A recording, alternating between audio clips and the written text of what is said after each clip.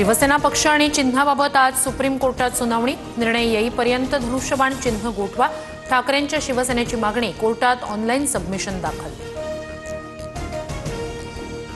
इगतपुरीत आजपासून मनसेचं 3 दिवसीय शिबिर। राज ठाकरे जिल्हा आणि राज्यस्तरीय पदाधिकाऱ्यांना मार्गदर्शन करणार। उद्धव ठाकरेंसोबतच्या युतीबाबत राज ठाकरेंच्या भूमिकेकडे लक्ष। युती आघाडीचा निर्णय निवडणुकीवेळी होईल। आतापर्यंत एकट्यानं लढलो, यापुढेही वेळ आली तर एकट्यानं लढण्याची तयारी।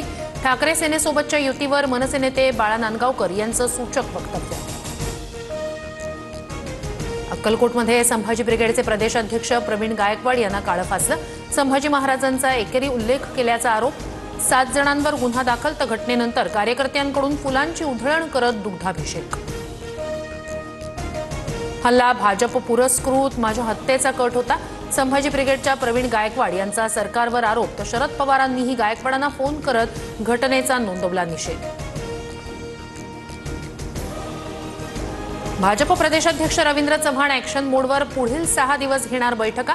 आगामी स्थानिक स्वराज्य संस्थांच्या निवडणुकीच्या अनुषंगानं मार्गदर्शन करणार। 8 वर्षात मुंबईत मतदारांची संख्या 10 लाखांनी वाढली। महापालिका निवडणुकीआधी मोठी माहिती समोर। मतदार याद्या अद्ययावत करण्याचं काम वेगात सुरू।